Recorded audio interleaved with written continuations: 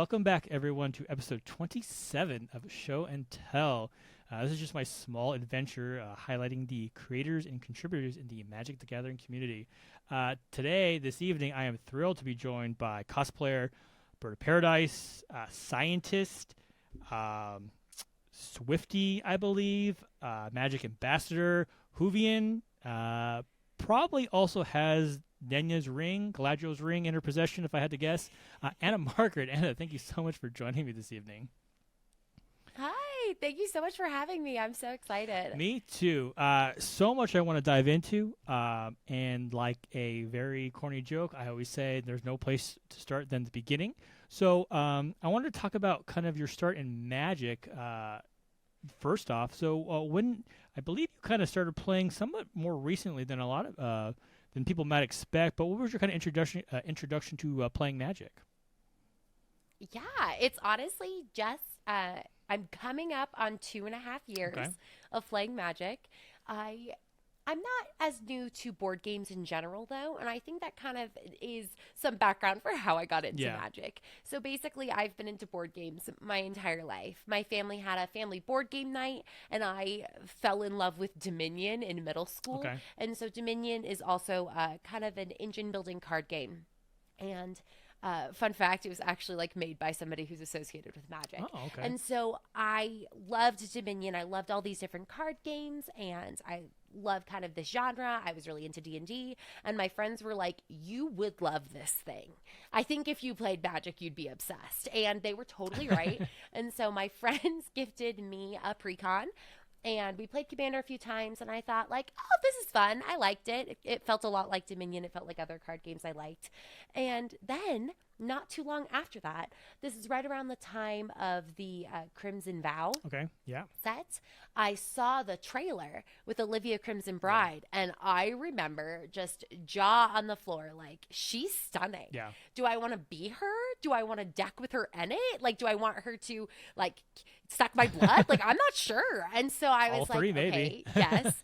Yeah, at least two of them. And so I ended up making an Olivia Crimson Bride cosplay, and I just completely fell into Magic. And soon around this time, there was the Streets of New Capenna set that came out just a little bit later.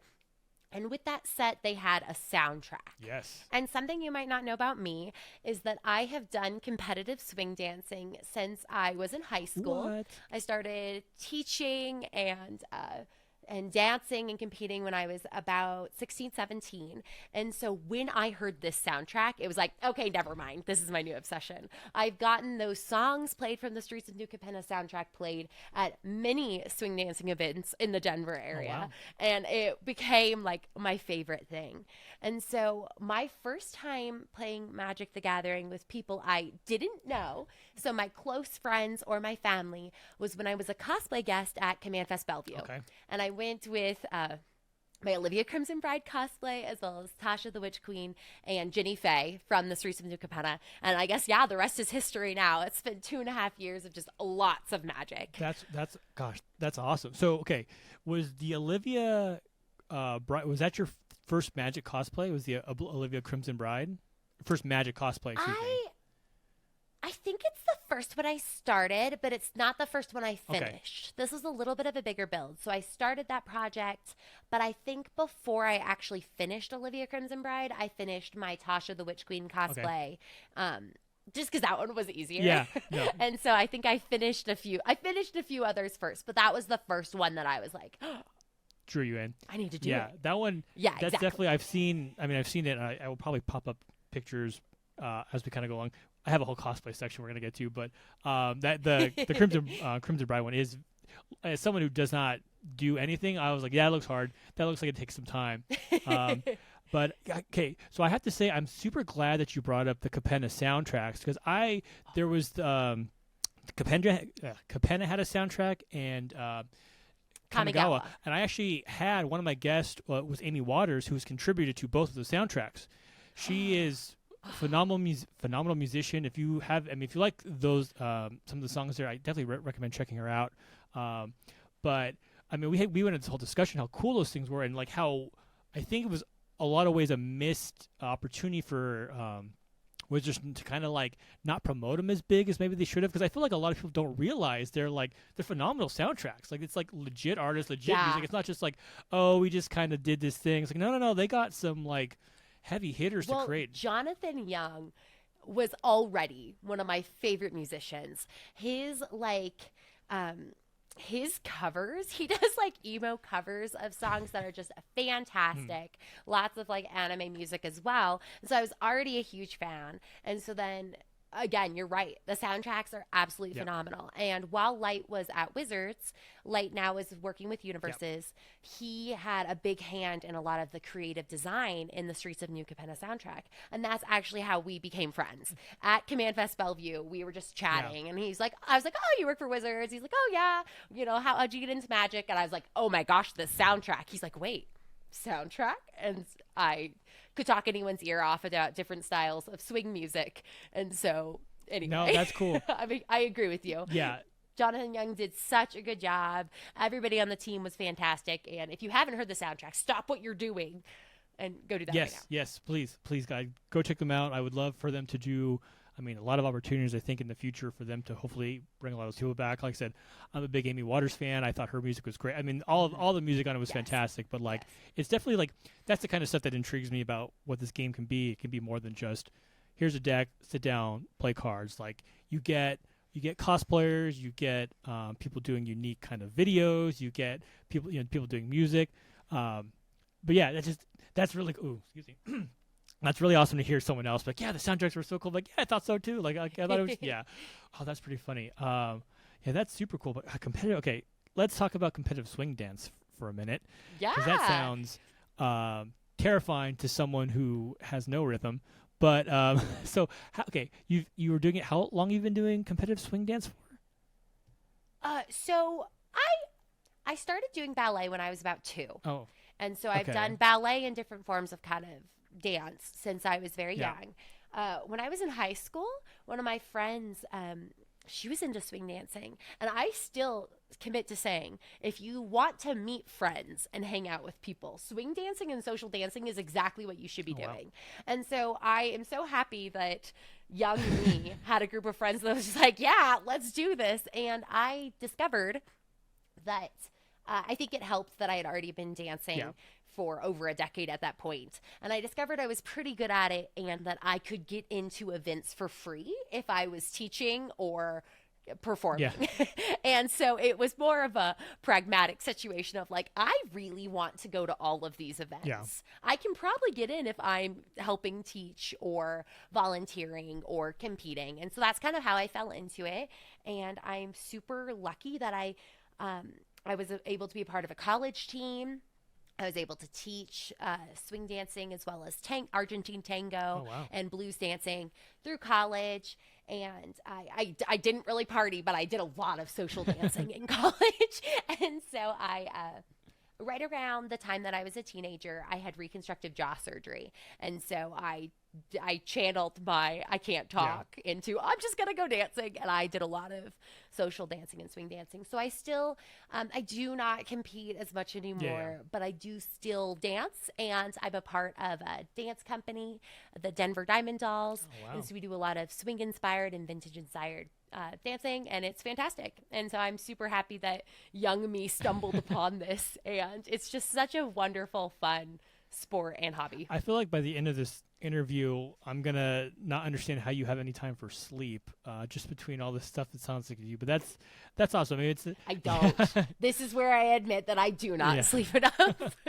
Wow, that's cool. I mean, it's nice to be able to kind of take those things and like, you think about when you're younger, you do a lot of stuff. Like, I played baseball and soccer and basketball when I was growing up, and I didn't really play through college, but like I still now I play pickup a little bit still. I kind of keep that in my life, and you find these things because sometimes you do a lot of stuff when you're a kid and you become an adult and you're just like, well, I guess that's that. Like, I never gonna do that again.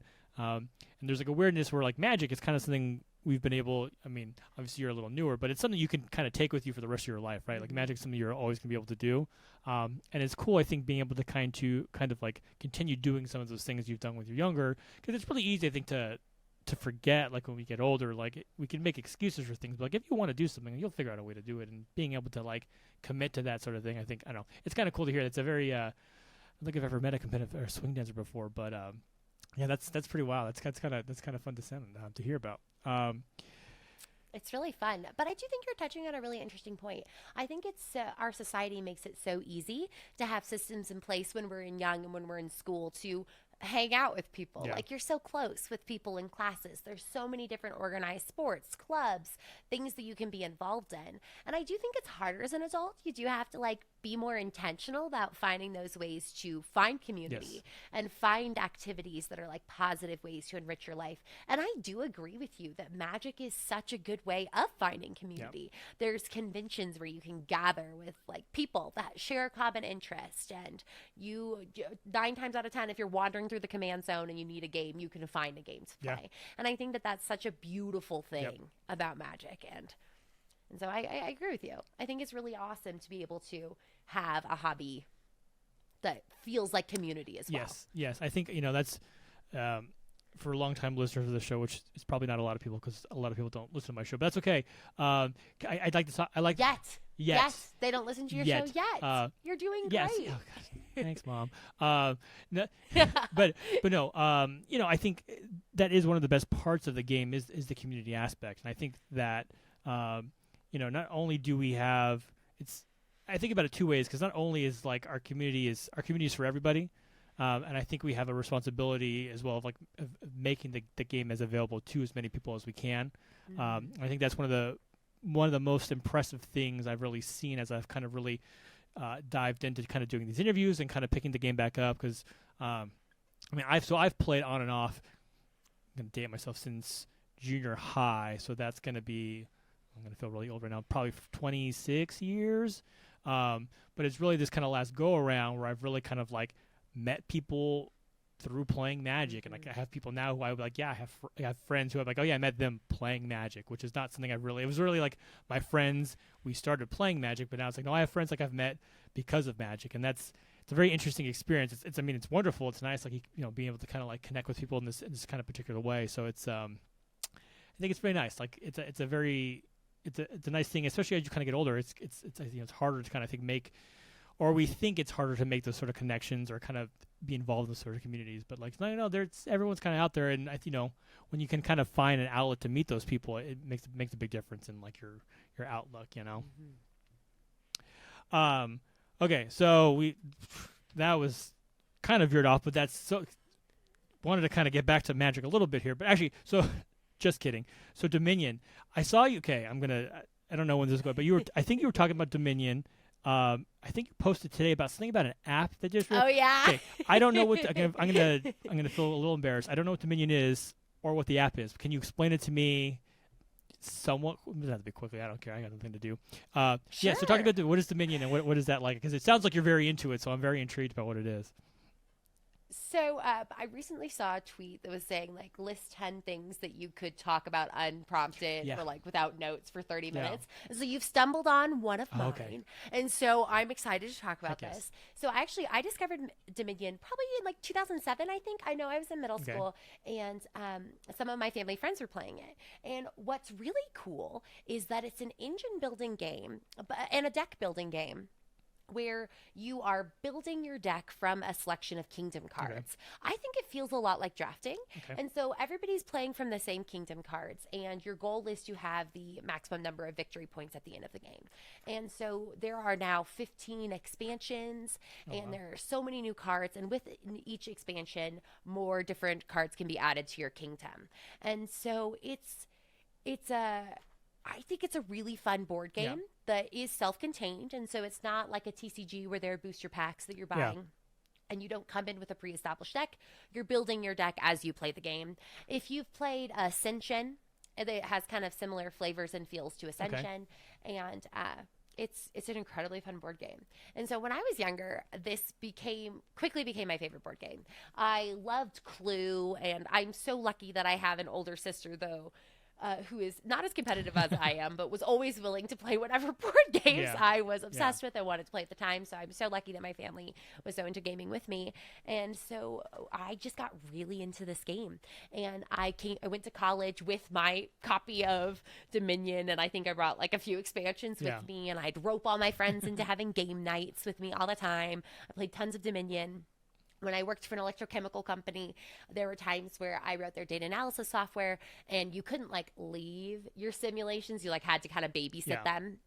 And so I would just sit there in the lab playing online Dominion. I once tried to like rank up as high as I could go to like try to get that like number 1 title for like the 30 seconds and like don't refresh the screen, sort of feeling. So I was very into it.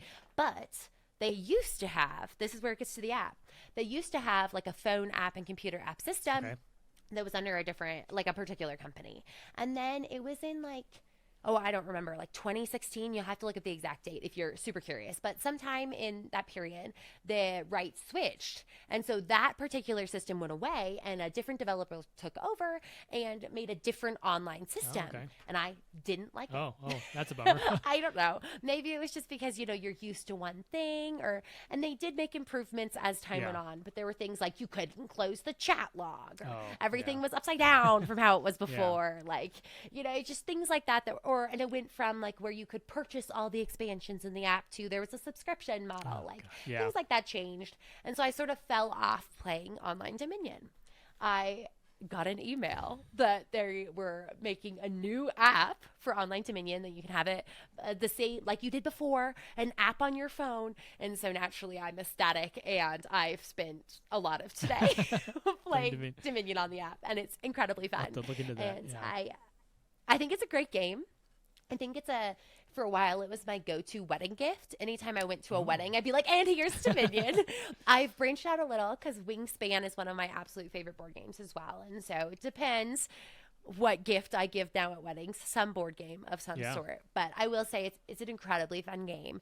And I think that there's lots of great mechanics that make it interesting. And I think that something I do really appreciate about Dominion is that since you're playing out of the same shared kingdom, there's a sense of equity there, that everyone's playing with the same cards. So while there's obviously still the mechanical randomness of drawing and shuffling, it does feel a little bit like, any of the mean cards are available for everybody. Or like any of the like bombs, anyone could get them. And so I think that that's a fun kind of twist to it. So yes, I was tweeting about Dominion today because I'm like, the app, everybody check it out. I'm definitely, well, you have me intrigued. And so it's funny because I am like a recent convert to board games. So I have a friend, shout out Jeff. I don't know if you listen to this show. He plays Magic, so he might. He and my other friend David are basically our D&D group. We kind of have that stemmed from a board game group, and we started playing. Was introduced to Nemesis, which was like a Alien-esque kind of thing, and then I played Wingspan with some people. Wingspan is very fun. Oh. Have you seen that they're making another Wingspan called Wormspan with dragons? Oh, I did hear about that. Yeah. Gosh. I was chit-chatting with one of the people making it. I'm just so excited. That's pretty cool.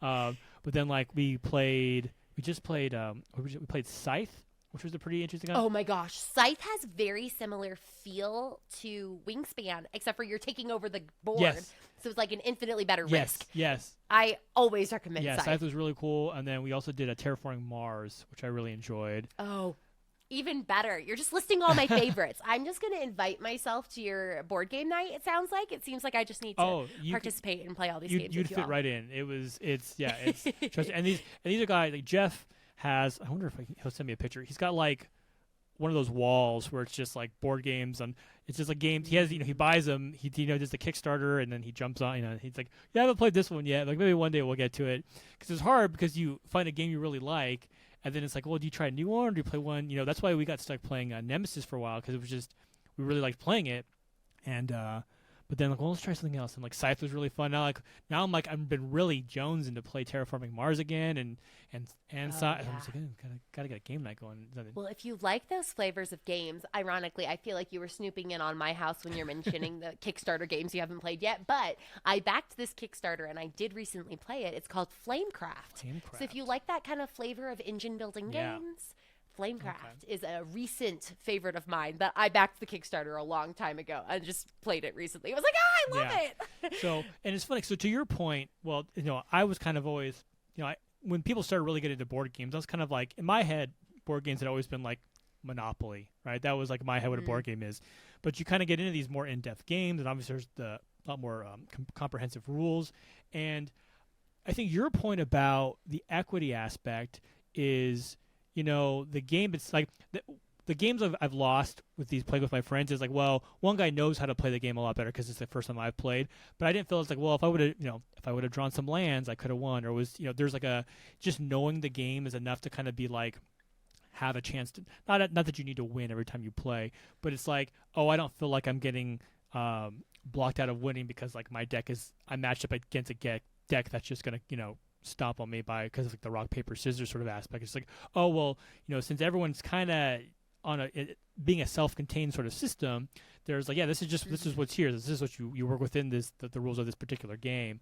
So I do think there isn't a different mentality when you kind of go into it and like, okay, well, here are the resources of this particular game and we're working with, versus like, well, there's it feels like it's not as random as like Magic games can be per se. So it's a different. Sometimes it doesn't feel as bad losing, I guess, might be what I'm sometimes, you'll get into it and it's just like. I completely agree. I think it's such an interesting dynamic. I simultaneously think it's one of the best aspects of Magic, and one of the potentially most frustrating is the fact that there are just so many cards. Yeah. I think ultimately that's why I fell in love with it, because there were so many different beautiful pieces of artwork on these cards. I was like, every time I turn around, I was like, wait, I love this art. Oh my gosh, this art. Like, these artists are so incredible. And so I think it is one of the big reasons I got into Magic. But it's also incredibly frustrating when you're like, my deck could be better if I had this card that, since I've only been playing for 2.5 years and not 30 years, I definitely don't have. And so I think that was like an interesting thing to contend with, especially when I was first getting into Magic and I really only had experience in board games where that's not the case. Yeah. If you're missing a piece, you email the company and they send you the replacement meeple. Yep. It's like a very different kind of mindset. And so I think it is, simultaneously one of the coolest parts about Magic is that we have such a vast amount of cards that we can choose from, and the endless creativity you can have when building your decks and crafting your strategies. But also it can be a little bit like, I don't know, frustrating is maybe the word, but maybe not quite what I want. If there's a card that you want to have that's just maybe not feasible for you to have. Or sometimes you'll play Arena and you'll play 12 games, and on those 12 games, when you're playing an aggro deck, you're on the draw 11 of those 12 times because the game just isn't. Just kidding. Well, no, that actually happened to me. But I'm sure the Arena Shuffler is completely biased against you. Yes, me specifically, and only me. You specifically. Just doesn't like me. Okay, I'm going to put you on the spot then real fast. Top 3 board games right now. Just if you had to pick 3, you're stranded on a desert island with 6 to 8, I don't know, however many people would say, what 3 board games are you bringing with you? Okay, I'm really, really, really bad at picking favorites. This is like something I have never been good at, but I will list 3 of my favorites. Okay. I don't want to say these are my absolute favorites, but I'll say 3 of my favorites. Dominion is one of my all-time favorite board games, both for nostalgia, but also just because I love it and I think it's incredibly fun. I'm going to pick another one because I think that there are times where you want to work with your friends and not completely against them, and that's Mysterium. Okay. Mysterium is one of my very, very favorite board games. It is a cooperative all-win, all-lose game. I sometimes jokingly call it art interpretation the game, or if Clue was mixed with art interpretation. It's all-win, all-lose. Is it the ghost? One person plays as the ghost. And they have to like figure out vision cards. Yes, I played that one too, actually. So that one was really fun. Oh, so much fun. So essentially the ghost has these vision cards, which are just beautiful pieces of abstract artwork, and they're handing you these so that you, the players, can determine the person, place, or thing, or if you have the expansion, the way they kill them. And it's phenomenal. All of the artwork is absolutely beautiful, and I really, really love it. okay, this is tough. In the slot 3, I'm going to squish. Is it Wingspan or Terraforming Mars? It's one of the two. I think. Ooh, I don't know. Flavor-wise, I like Terraforming Mars because I'm terrified of birds, but I do really love Wingspan, and I played a lot with my family. I'm going to say right now Wingspan because I do really like their single-player mode. I think that the movement to have board games have single-player modes is fantastic because sometimes you just want to play by yourself or you don't have anybody to play with, and so having games that have like really well-supported single-player modes is fantastic. I love this move to have that. Like Shards of Infinity has a really fun single player mode. That's by the same creators as Ascension, both incredibly fun games. And so I'm gonna say for now Wingspan. But if you ask me in 5 minutes, it might be something else. But for now, I'm gonna say fair. Wingspan. So you're scared of birds? Are you scared of dragons? Is the Wormspan like gonna alleviate some fear when that one comes out? Like take the place? See, like dragons don't feel that scary to me, and I don't know if it's just because they're not real. Could be. But like, I'll be honest, I was recently at the zoo walking through like the Birdie Budgie exhibit, and a bird landed on my backpack, and I almost started crying. Like the poor little zookeeper there was like, you're okay, but I'm like almost in tears. Like I was one time, I was in high school, like a cheerleader at this football game, and a bird flew up to me, and I just ran. I was just gone. And my coach was like, "What are you doing?" And I was like, "I can't." So I'm very scared of birds, and I don't know why. They're just terrifying to me. And so I don't know. Birds, I could understand that. I mean, anytime I see crows, I try to be like nice to crows because crows are smart, right? Crows recognize people, and like they'll bring you trinkets and stuff. So I try, like when I take the trash out, if there's like crows hanging out, I might try to like throw them like a pizza crust or something. Like, what's up, man? Like, what's up, birds? Like, no, because they might come up to you. What if they get caught in your hair? Like, I don't know. You can't be too nice to them. They might try to stick around. I feel like you are setting yourself up to potentially be approached by crows. See, if you befriend the crows, they'll look out for you. So then other birds can't. They won't mess with you because the crows will be like, no, he's cool. Like, let him, go bug the other people who try to hit me with a broom or something.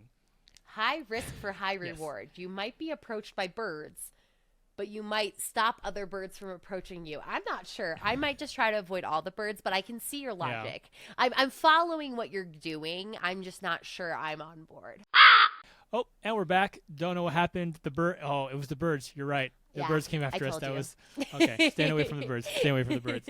I have parrots in my neighborhood though. We have parrots that fly around. It's like, the legend is, and I don't know if it actually happened or this was, I don't know, but I think the legend is there was a pet shop that like caught on fire and a bunch of parrots escaped, and now they're like a native species. They like hang out. So I'm right by Disneyland. So if you go to Disneyland, you see them flying around, or if just you walk around our neighborhood, there's parrots that like hang out in packs, which they kind of scare me. So you might be onto something there with the birds. So. Anyways, all right. So, board games, awesome. Highly recommend board games. Fun stuff. Yeah, if it's definitely if you're on the fence about trying out some new board games, there's a great list right now: Dominion, Mysterium, or Wingspan. Wingspan, I think, is a great one to kind of jump into. I think there's enough complication there where like really kind of takes you out of the mindset like, well, it's like a board game, like whatever, but it's fun. I like all the neat bird facts and stuff on there, and like get the eggs and everything. But it's kind of very, very cool way to hang out with your friends too, to kind of pass the time. So moving on, kind of from birds. Hopefully they leave me alone for the rest of this evening. Another major, I think, facet of your career is cosplay. We're kind of talking about it earlier. You have Olivia. You've done Olivia, the Crimson Bride. There's Tasha, the Witch Queen, even better. You have an Archangel. I promise I can pronunciate words. Here we go. I got to look at. Maybe I need glasses. Archangel Elspeth. There's a Missy, 13th Doctor, a Captain Marvel. The list goes on and on. Those are just some of my favorites. So. Let's talk about cosplay. How long have you been cosplaying just in general for, and what kind of was like your motivation? Like, what did you see there's like, I want to make a costume and I want to be that? Where did that kind of start for you? Yeah, so the first photo I have of myself at a convention was a Star Trek convention when I was maybe 3 months old. Oh And wow. I'm being held by a Klingon in cosplay. And so I grew up with a love of Star Trek around this kind of fandom and convention scene. I say that the first time I started cosplaying was in about 2017. And the reason Okay. for that is I was working as a character actress. And Oh. so my degree's in physics. I got my master's in teaching, and I was teaching physics, chemistry, and computer science. But in Wow. Denver, you don't make a ton teaching physics and computer science, and so I needed a second job. Yeah. And so there was a running joke that I would sometimes my students said, they're like, well, if it doesn't work out to be a teacher, you should be a princess. And it was like just kind of like a funny thing. And then I was like, Yeah. wait, is that like a thing? And so I Googled it. I'm like, oh my gosh, like what? And there was an internationally viral princess party company Oh. in Denver and run by someone named Sarah Engel. And so I reached out to her, we chatted, and before long, I started working as a character actress for the company. Okay. And it was honestly such a wonderful experience. If you're ever feeling bad about yourself, walk into a room of 4-year-olds dressed as a princess and you will instantly feel better. And I just had some of the best experiences working in Princess Ever After. And I got to be so many different characters, and it was truly phenomenal. And I'm so happy for all of the time I had there and all of the different opportunities. And so, in the midst of this, I it occurred to me that I was Elsa, Anna, Cinderella, Aurora, Snow White, Belle. Could I be other characters? And so that was about the time where I was like, I could just make whatever Star Trek character I want. And Yeah. so of course I made a 7 of 9 cosplay.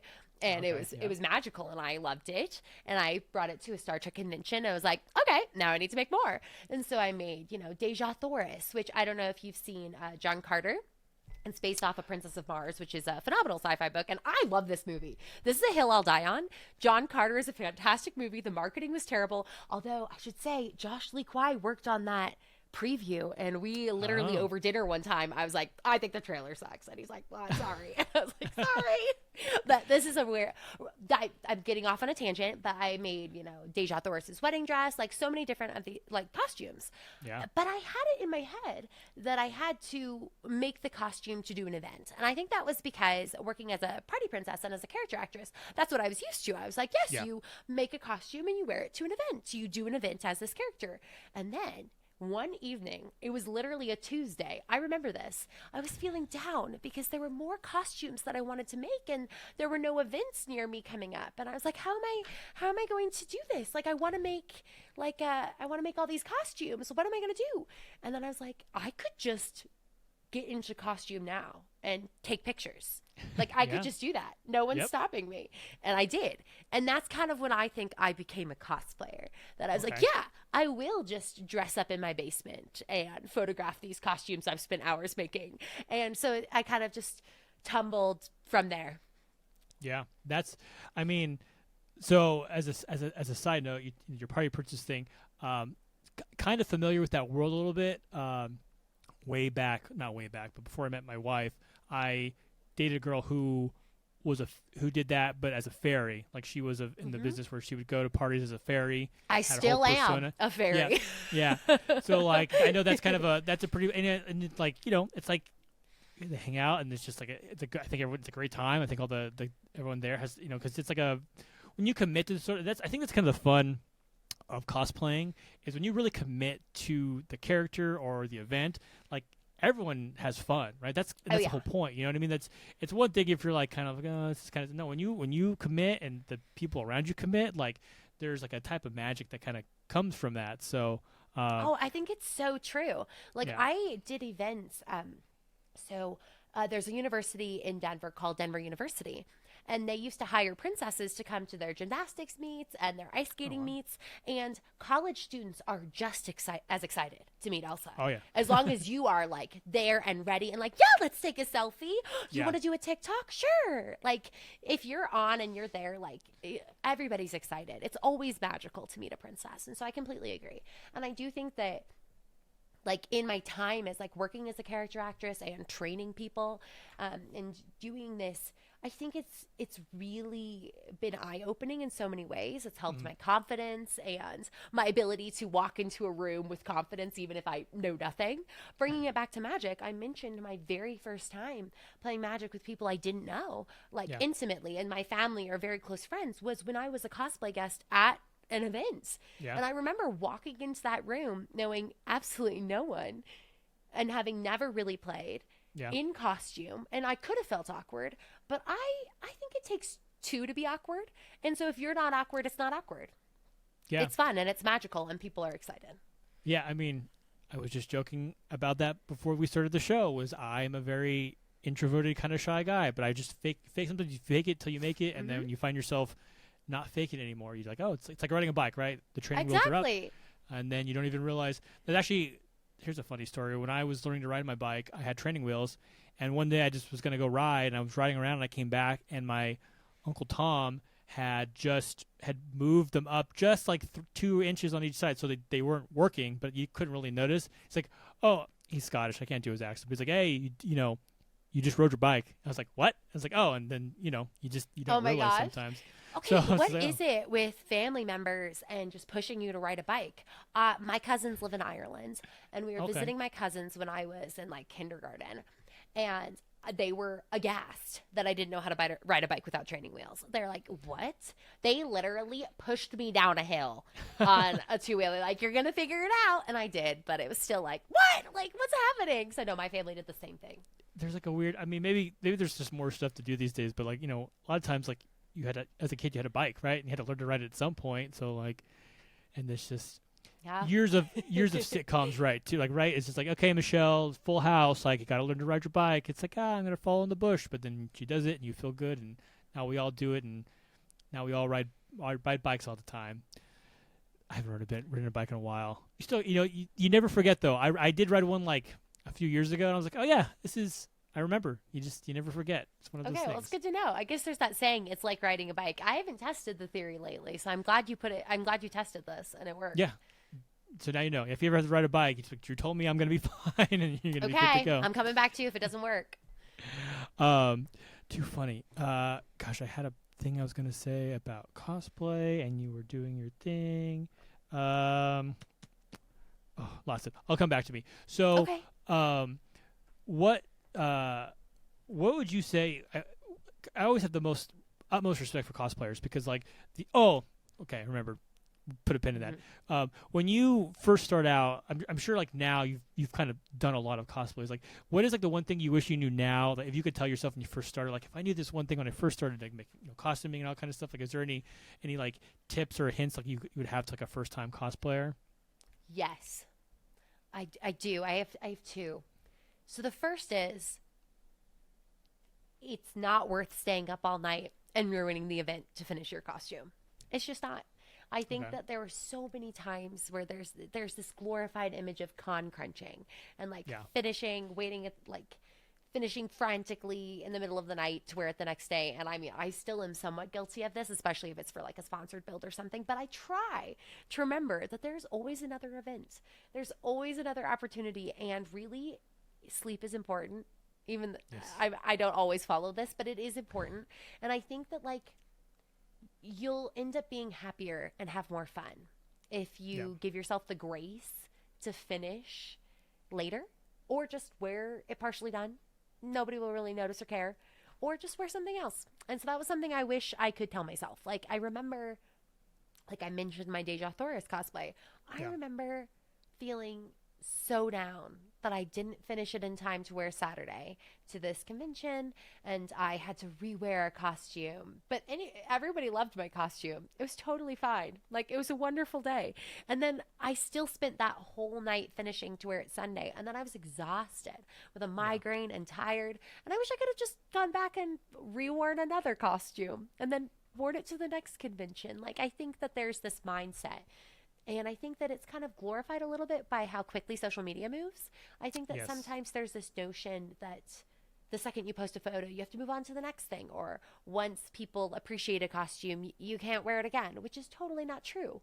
Like, if you've worked so hard and you've worked on this and you've made this thing, wear it all the time. Post Yeah. it until you have nothing left to post. Like, there's social media moves so fast, and I think that can put this undue pressure. And so Yes. if you're making something, don't feel like you have to rush it or it won't be relevant. People still love Naruto. I just made a Naruto cosplay this year again, even though Oh, like wow. Sakura was one of my first cosplays, and then I cosplayed her again. Like Yeah. everybody will still love it, and there's not this frantic need that I think I felt when I first started. And the second thing is Yeah. another one of my big soapboxes, and it's that all forms of cosplay are valid. I Okay. think that I had this mindset when I first started that I had to make it and it had to be perfect. And then when I realized I could also thrift material and it might be Mhm. more affordable and more environmentally friendly. Or if I want to, I could purchase something. And those Yep. are just as valid and it's just as exciting. And cosplays for everyone and all forms of cosplays are fun and valid. We're having fun. We're wearing costumes about things we love. Yeah. There's no reason to stress or worry about how you're cosplaying something. And so those are the things. I would go back to young me and be like, Anna Margaret, you're fine. Yeah. Just wear it later. Yeah, I think those are actually very two great kind of things for people to keep in mind. You talk about all forms of cosplay. Like, I don't know how to sew, but like I have dabbled in cosplay. But like, when I had my parents. It's funny. We'll probably talk about Doctor Who in a minute here, but my parents go to Scotland every few years, and one time they went and like, hey, do you want us to anything you want? I usually don't want it, but I was like, hey, I would like if you find a Harry Tweed shop. Mm. I'm looking for the 11th Doctor jacket. If you could find, where you're going to be over there. Look, they came back and like that's like how, that put together my 11th Yes. Doctor cosplay with like, that jacket. So I'm like, yeah, this is awesome. I never was going to be able to make one because that's not just in my wheelhouse, but it's fun to be able to kind of take stuff and put things together with, Yeah. even a closet. Oh yeah. I Closet apologize for cosplay is one of my closet. favorites. Yep. Definitely, Yep. definitely. So, yeah, I think those are actually great tips for people to kind of keep in mind because Mhm. I can be a little bit. I mean, as someone who's done like just photography and kind of like more content stuff outside of magic, like there can be there's a weird need, like you really want to push stuff out as soon as you kind of get it and you want to rush yourself, but to your point, like there's always like a lot of times there's always kind of another opportunity, another convention or another time, or just making sure things are right. When they're done, because a lot of times if you force yourself to finish something and you're not happy with it, then it's like, well, now you're double sad, right? Because you had to force Mhm. yourself to take a bite or you rush it out, and then it didn't maybe come, didn't kind of take on the final form you were hoping for. So I think it's easy to kind of get caught up in like the creation process and not be able to kind of take a step back and kind of do a more 10,000-foot look at what's kind of going on. So yeah, those are. I can see why they're soapbox things for you because they're very good. I think very good opinions to have on that kind of cosplay mindset, if you will. Yeah, yeah. So I was gonna say that we were talking about getting into character as a cosplayer, about how that can really, depending, from little kids to college kids or even adults. So I go to Disneyland fairly often with my wife because we have passes, and like, there's a lot of people who dress up as Disney characters, but I remember one time we were walking through Fantasyland and Mary Poppins and Bert walked by, but they were in their fancy white outfit from when they go Oh into yeah, the paint. Jolly Holiday costumes. Yeah. And it was literally one of those moments because when I was little, I watched Mary Poppins Oh, yes. on repeat, like that VHS. I just kept. I don't know why. I just loved that. And I remember just like walking by and like, oh, she just said Mary Poppins. Just like for a minute, stars. Yeah. Just like starstruck. I was like, oh, because it was like, yeah, that's Mary Poppins. Like that's. I almost was like, can I go get a picture? Then I was like, okay, no, it's fine. But it was like one of those moments. I was like, but can I go say hi to Mary Fest? I just want to. Yeah, yeah. But it's wild how. It's magical. Yes, exactly. It is. It can be very magical, and it's at any age. It's depending. It's just really one of those things where it's really hard to describe. But it was why because I always joke about like I'm Disney, like whatever. I go, I have fun on the rides and the food. Like the Disney magic is like it was like no, they got me. They got me real hard for a minute there. So, gosh, that's wild. I mean, wondered yeah. if working so much with these characters would make me lose the magic, and I don't think so. I am actually going to be going to Disney World for a day for my birthday coming Oh, up. really? Oh, very And cool. it feels just as magical. I think there's a lot of times when you commit to these characters, it's almost like you're, you know, you're taking up the mantle, right? You're kind of a representation of these characters you love. So like, it's almost like a duty and a responsibility. If you're, this is kind of might sound kind of silly, but like there's like a responsibility as like if you're like, for example, I saw recently, I think you were in cosplay as Captain Marvel with Oh, yes. Mm-hmm. with a friend of the show, Draffinat. I think she was Poison Ivy. Yeah. Yep, So yep. we Retromania is a show that they have a few different locations in Colorado and Texas, and I've done 3 different shows for them. Okay. And so I am so glad that I was able to rope Draffinat and rope Yeah. Nat into coming with me and throwing together a superhero, because she's like, well, what are you wearing? And I was like, I'm Captain Marvel. And so Yeah. she threw that together, and her Poison Ivy looked fantastic. And I'm so lucky and thankful that I think I asked her. I'm pretty sure I asked her 2 days before. Oh, wow. And I'm so thankful that she's such a good friend, and she's such a talented cosplayer. And I'm so lucky that she rallied and came with me, and it was fantastic. Yeah, definitely. Nat is awesome. She's been on the show before. Check out Nat and Matt's new podcast, Flavor Profiles, on Spotify and podcasts near you. There's a shout out. Matt will like that. Yes. But like, so like, for example, like Captain Marvel. I'm a big Captain Marvel fan. I think especially, the Captain Marvel movies have this weird kind of thing in the zeitgeist in the world right now, right? There's a very dumb contingent of people who do not like Captain Marvel for silly reasons. But I think like being, dressing up as Captain Marvel, like there's a mantle and a responsibility that I think you have a chance to go out and be like, hey, like, because a lot of times comic book stuff, nerdy stuff can be very for the boys, right? But like obviously there are a lot of women, who like comic books and like that kind of stuff. So I think a character like Captain Marvel is like one of those ones like you can really like, yeah, like this is a very important kind of figure to get out there and show people like, yeah, like Captain Marvel's awesome. Like she kicks ass. She's super strong. Like I think that's one of those things where like I think it's cool being out there and to kind of take that character and be someone like a girl can look up to, like, yeah, Captain Marvel's awesome. Like it's good seeing like that kind of character in the world. It's like, oh, like I mean Superman's cool, Batman's cool, but like Captain Marvel's cool too. Like why can't you put those sort of characters in those sort of roles as well? I think what you're touching on is kind of an interesting point. And I think that this is something that has been an interesting thing to grapple with as I've kind of developed from just a character actress to a character actress cosplay and personality. I think that there's sometimes when I'm booked for an event and I am that character. And so Captain Marvel's a great example of this. I was booked for one of a movie premiere for her. And so Comcast threw a big party for their executives and families and different people for the premiere of Captain Marvel, and I was booked as Captain Marvel. And so at that sort of event, you are the character. And it was unbelievably special to get to interact with young girls and be that superhero that they were going to see in the movie and have that sort of connection. On the flip side, I've also done 2 other events recently as Captain Marvel where I was really Anna Margaret dressed as Captain Marvel. Yeah. And then for most of the time you're yourself, but then if a young kid comes over, you're that character. And so it's interesting, and I definitely think that like it's so cool, and I love being able to be characters and bring these characters to life at events and in situations. And yet it's also fun to be myself and get to gush about how much I love a character and like why I chose this costume, why I made these choices, how I styled this wig. And they're 2 kind of very different situations, and both are awesome.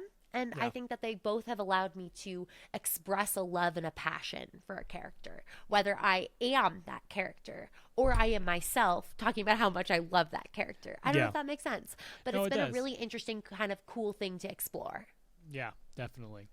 Gosh, we could literally spend all night just talking about your cosplays, but I'm going to go into a small nerd lightning round with you just because I'm ready. Nerd lightning round. Okay, so it's not super fast, but it's like it'll be short segments. But so I have to ask, who's your captain? Is it Kirk, Picard, Janeway, or Cisco? Captain Pike. So Okay. I've always loved the Cage. For Okay. if you are not a Star Trek nerd and watching this and listening to this, the Cage is the pilot episode of Star Okay. Trek where they had Captain Pike and Number One. Number One was this strong female character, and I'm so happy that she came back, albeit much later. Yeah. And so the Cage is a lot darker. They ended up not going with that pilot. They recast. We get Captain Kirk in the original series, and the original series is not my favorite. And then I obviously I love Captain Picard. I love Captain Janeway. I would previously have said that Picard was my favorite, but now flash forward season 2 of Discovery, we get Captain Pike coming in, and I was like, Anson Mount, not only just incredibly handsome, but a phenomenal actor, completely stole the season for me, in my opinion.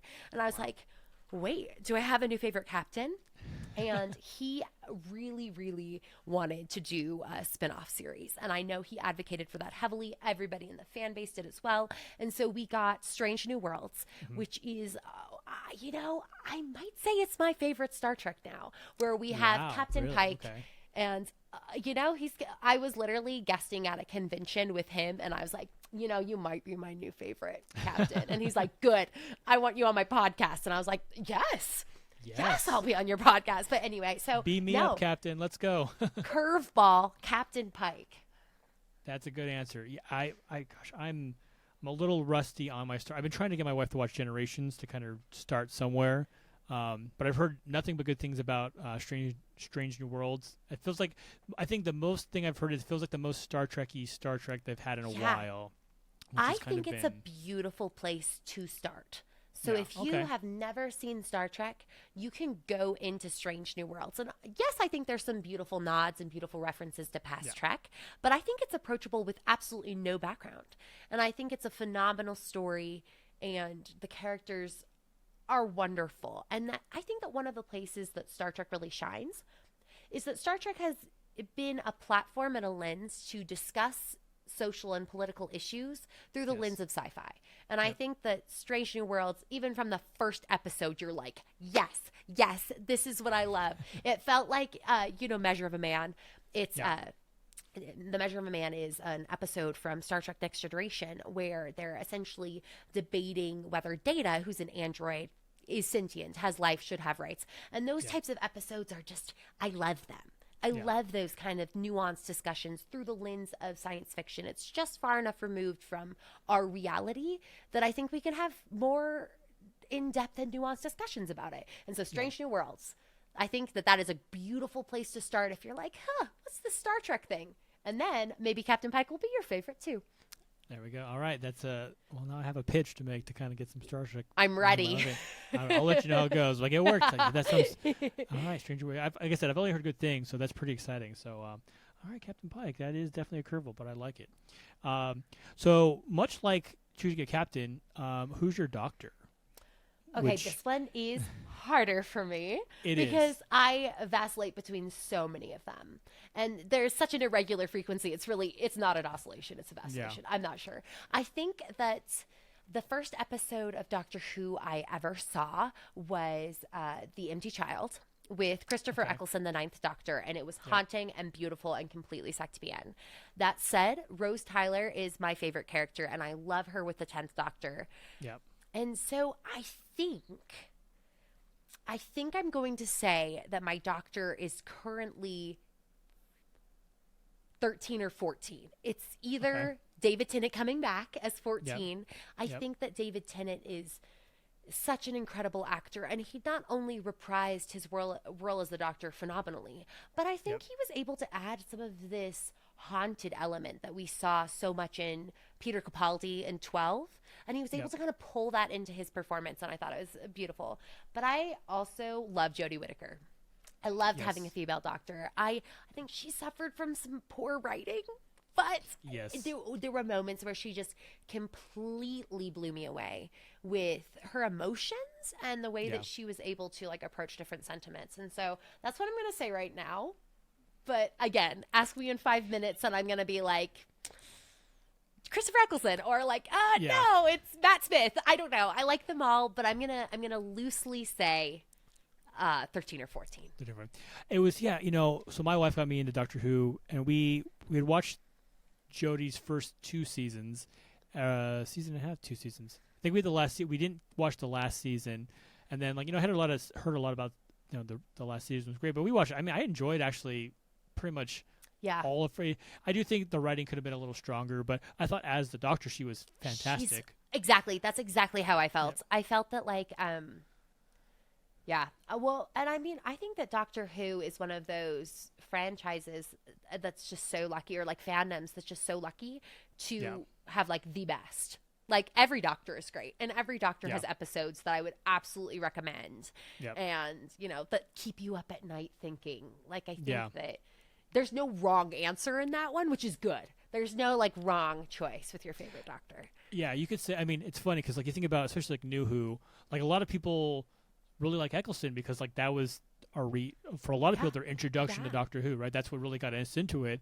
And we think about gosh, we've only got more than one season and whatever, but obviously Tennant was amazing, and I think he really I think launched Doctor Who into the mainstream. And Matt Smith kind of kept that trajectory going. But like I love Capaldi. Like Capaldi is like really up there for me. Like Peter Capaldi, that time heist episode. Like so many moments. And are you an old Who fan as well? I've dabbled. So it's my dad is. That's kind of how he. I always have a soft spot for the fourth. Like a lot of people, like the Fourth Doctor, because that was my dad's favorite Doctor growing up, watching Doctor Who. As a kid, and is he still in Scotland then? Like maybe in Scotland, right? So like he's always like, hey, ever watch Doctor Who? Like you should get into Doctor Who. And so like it's been this weird bonding thing where he watches Doctor Who now. So like we talk and like. He's giving me old DVDs where it's like, oh yeah, they redid these episodes and like animated, or they got them back. So like it's a weird kind of bonding thing with my dad. But I've definitely like kind of gone back and like revisited some of the older Doctor kind of stuff too. I remember watching the Doctor Who movie for the Eighth Doctor. I remember thinking that was really cool. That's literally what I was going to bring up. I really do also love the Eighth Doctor. Yeah, McGann is. I'm glad they've kind of reincorporated him into some of the New Who stuff. Like he did the Night of the Doctor. He got his little short. He popped up in Jodie's kind of sign-off episodes near the end of her series there, which was kind of cool. There's been rumors that they might even do like a spin-off with him now to kind of get him some. I've heard that, and I am crossing my fingers. I hope so. I'm a big fan of the Doctor Who comics as well, and I think that the comics have done a good job of exploring some of these. Extra storylines and stories too. Yeah.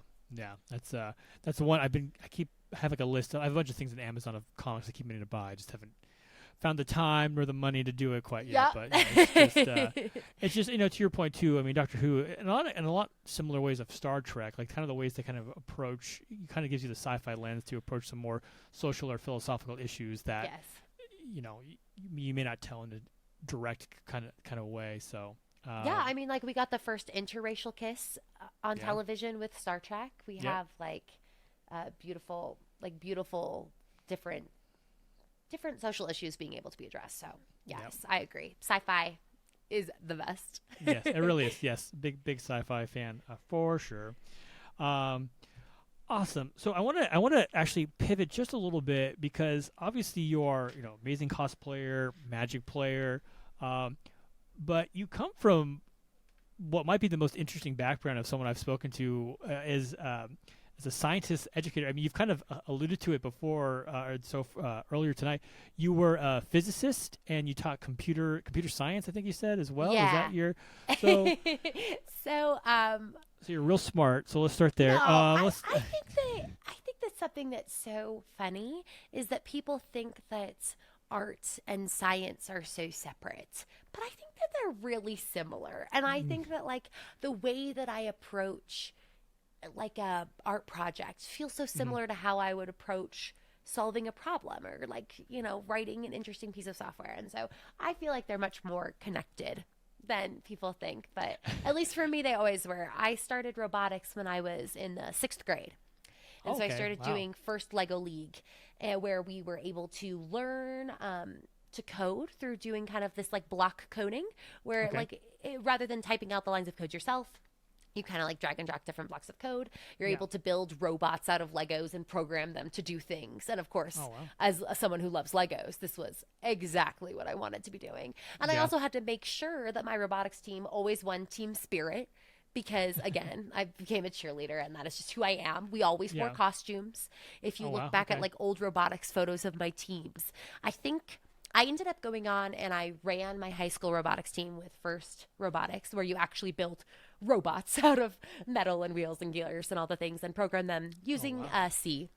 And Okay. so that's how I learned to code. Yeah. Yeah, C plus and C plus plus. Anyway, sorry, getting too in the weeds. Anyway, but I got in and I was able to run my robotics team, and I think I made us all dress up as cowboys and cowgirls, like as we all wore cowboy hats, and I made us all like little wooden horses. Like literally, I was like the person that was like, we've got to be in costume, dressed up, highest spirit, and our robot has to be the best. And so it was fun. So that's kind of how I got into coding and how I got into computer science was through robotics. But I'm a third generation physicist. Oh, wow. And so I remember there was a period in high school. I'd been dancing for years, pretty much my entire life. I was in a cappella groups, musical theater. I was in community theater. I loved to sing. I had won international piano awards, and I was like really at this impasse of like, do I want to try to pursue and like music, and do I want to try to get on Broadway? Do I want to dive into science? Okay. And ultimately a scholarship is kind of what tipped me over the edge, and I ended up going to get my degree in physics, which is how I'm now a third generation physicist. My great uncle who helped raise my dad was a nuclear physicist. My dad is an astrophysicist. He found the mass of the Milky Way and has an equation named after him. And I went on, and Okay. my degree's in That's just an physics as equation. well. Yeah. Okay. Cool. Yeah, I know Cool, casually. cool. I was very lucky that I was that person in college who could call their dad still for homework help, and sometimes had to. Okay.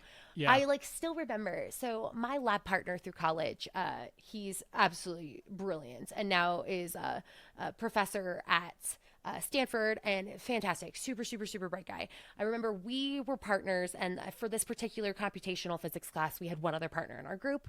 And I remember it was about 1 a.m, and I still remember sitting in the physics lab where I taught. So we were able to we were using this physics lab, and it was just the three of us. It was the middle of the night, and we were like completely stuck on this group project to the point where we're like, we're just gonna fail. The third member in our group, I should mention, was valedictorian of the engineering school. So like we had a smart group. I was the weak link in this group, and it's like the three of us, and we're like, okay, we're just gonna fail. And then I was like, it's the middle of the night, but like, let me just call my dad. And I remember James, like my lab partner, looked at me and was like, "You're gonna what?" you're gonna call your dad, and I was like, yeah, let me just call him. I called him. He downloaded the software we were using. He downloaded it, solved it for us in like 10 minutes, and then in his full professor mode walked us through how to do this project. And I was like sitting there, and it struck me. I was like, how lucky am I that I just had the type of dad who never hesitated to drop anything to help me, and that I had no question that he would and could help me. And I was just so incredibly lucky. And so much of what I love and who I am, I know came from wanting to be just like my dad, and from that love and support he gave me. Like, he would leave during his lunch break for when I was in elementary school, because I wanted a chess club. He'd leave during his lunch break. He'd drive over to my school, coach my chess team. I wanted to start new robotics teams, because running my high school team wasn't enough. I wanted to help another high school team start their team, and I wanted elementary school teams at my old at my school, and I wanted to help this middle school team. And so my darling father's like, okay, I'll be the extra adult who's over 18 to sign off on all this for you and help you out. Like, I was just so incredibly lucky that my random passions and loves were so supported by my family. So yes, I did way too much and still do. I overcommit to everything. But yes, my background's in physics, and that is what I am published in and know more about than magic. Well then, I don't think I've ever been speechless on this show, but I guess there's a first time for everything. Oh no, I talk too much. My family says I can hold a conversation with a brick wall, and so if there's a willing participant, you're just like, I'm sorry, I don't know what to tell you. No, this is I'm like stunned at how amazing you are and your family is, and just wow, that's awesome. I don't even know where to start. Milky Way Galaxy.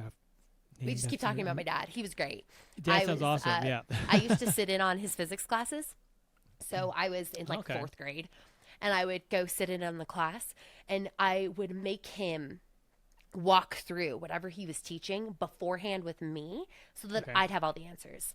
And so that all the kids in the class would want to sit by me and ask me. And so even as like a fourth grader, he was like teaching at the Air Force Academy at the time. And people would want to sit by me to help me, like so I could help them. Or I used to spend the night with him at the observatory while he was doing research. And so I could open and close the dome, move the telescope, feel like I was participating. And it was so special. I'm no physicist, but I'm starting to see the connection between your love for sci-fi and your relationship with your father. There might be something there. I don't know. Strange. It's odd that you connected on this. What can I say? I, went to college too. But he plays Magic now with me too, because again, I have lovely family that will just follow me into my passion and interest, and he's too good. I'll just say it. He's very good at Magic. I feel like there's probably a strong connection between like a strong like science and math background and being excelling at Magic, because there's a degree of like there's playing, right? Like I play a lot of Magic. I don't, I play casual. I play from my gut, right? But there's like I think there's like a level where if you're really like crunching the numbers, looking at the percentage, like how many lands in your deck versus this, like there's like a level, like another level if you really like dive into it, that your dad probably could go pro if he wanted to. If you were like, yeah, my dad's gonna, like, if you told me right now, like, your dad's considering becoming a professional Magic player, like, oh yeah, we'll see him on probably main stage at one of these Magic cons sooner rather than later. Something that's like interesting is that you're not wrong. There are so many scientists in Magic. I feel like every time I turn around, I meet somebody who is incredible and so cool, and also a scientist and loves Magic. Like I recently met somebody who's working on getting her PhD. In biology and is fantastic at Magic. I don't know if you know Dana Fisher. Her dad and I bonded both of our love of sci-fi and lots of nerdy things. And he does computer science and pro Magic. And so I think that there is huge overlap between people who are in kind of sciencey fields and math fields and strategy games. And so I agree. It's fun. It's fun to meet so many people who share not only that love of Magic, but also love of investigating the universe. Yeah, no. As a failed computer science major, I get it. I'm right there. I kind of, it was just you needed to pivot, but the knowledge isn't lost. Just because you didn't choose to major in it doesn't mean you didn't keep those passions and interests and skills. I pivoted to what was better for me. I never had any. Well, Java was not it for me. So any knowledge of Java that was not there, definitely not. You're like, never mind. That we had a friendship timeout. I didn't rotate that. No, friendship ended with computer science. Friendship with political science and philosophy. There we go. We're good. That's what philosophy is so cool. I think so many philosophy classes in college just because it's so cool. And so I could see how you really like those sci-fi episodes that kind of dive into some of those issues, especially if that's your background. Yep. I do find theories of knowledge very interesting. Like how do we explain how we know anything? But really, I just revert to Socrates. It's like, all I know is I don't know anything. That's all. That's how I live my life. So I also live it like Dom Toretto, 1 mile at a time. Anyway, so. Gosh, that's awesome. I mean, it's always, when you can have that kind of like that familiar relation that really supports you and like has the same interests as you. I think it makes a big difference in kind of like being able to kind of discover what really interests you. And that's cool. Your dad plays Magic. Does he play Commander? What kind of format does he play? He only plays Magic with me. And so it's typically Commander. Okay. Does he is he a Whovian? Does he like the Doctor Who stuff? Is he a Doctor Who guy? My dad and I never watched Doctor Who together. We watched Star Trek. He would rank Star Trek episodes on a scale from 0 to 9, and we would watch all of his favorites and watch all of them. And I honestly didn't realize till college when I did a complete watch through that there were some that he just skipped. Oh. And I saw Tuvix for the first time and called him, and I was like, you betrayed me. What is this? What is this episode? But Doctor Who, no, we never watched that together. One of my boyfriends introduced me to Doctor Who. And so that's how I got into Doctor Who. So why 0 to 9? Why not 0 to 10? Is there no such thing as a perfect episode? Is that like a No, it's honestly, it's just because, in computer science, you start counting at 0. It's technically, it's just 0 to 9. okay? I don't think that he for a second thought that was odd. And I don't think I did either. I was just like, yeah, 0 to 9. That makes sense. And then now in like hindsight, you're right. No, it's basically 1 to 10, but Gotcha. Okay. shifted over. So how do you go from physicist educator to YouTuber, nerd lifestyle kind of content creator? What was the shift that you're like, you know what, this is kind of what I want to pursue? Was it just like you felt like you needed a change? Like, what was like, how does that kind of change come about in your life? That's an interesting question. I think that I mentioned I had 2 jobs.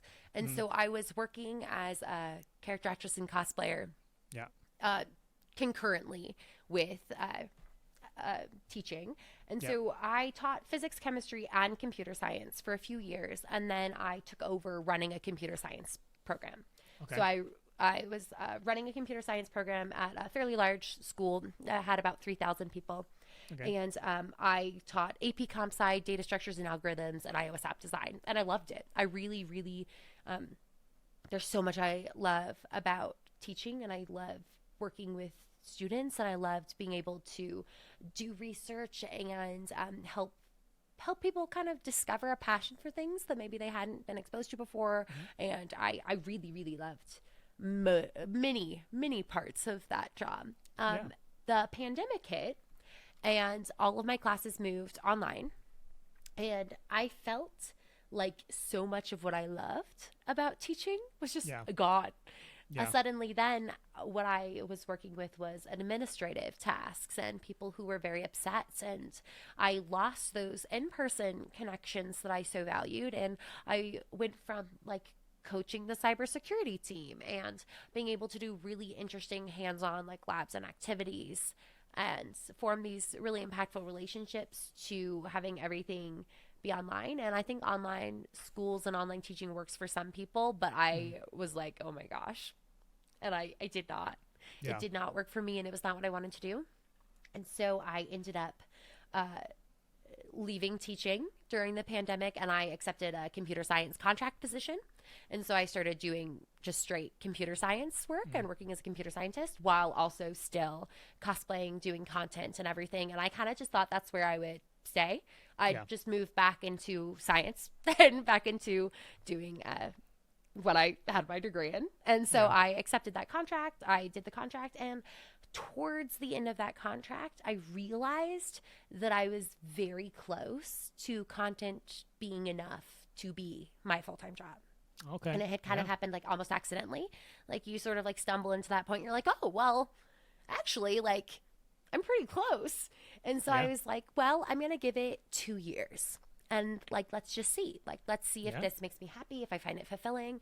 And I obviously still wanted to leave my options open. Like I said, moving out of teaching back into industry, I wanted to make sure that I was keeping my skills up and like making sure that I still knew what I was doing and still accepting some contracts if I have to, because content is scary and there's like a lot of variables and a lot that's out of your control.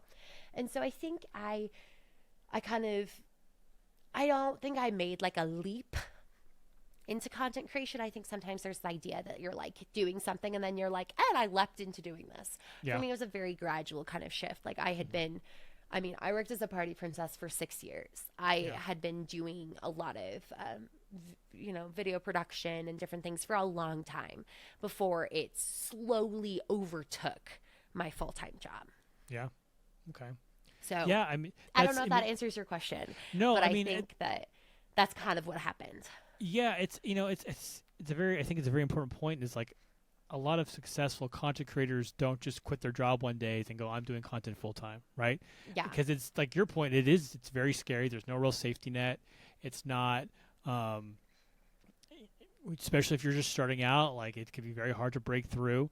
And I think like your story is probably a lot more similar to a lot of other people, like successful creators, is like you kind of did on the side, you had a job, but you kind of kept doing it, and then kind of you hit that point where like, oh, I think I could do this full, like it wasn't just like I'm gonna, you hit that point where I think I could do this full time. I want to try this full time, and then you kind of go for it. I think there's a big misconception with like streamers, YouTubers, whatever, that it's just, oh yeah, they just jumped in and then this is it. They were good. That's if I just stream X amount of hours, 3 days a week, like I will make it at some point.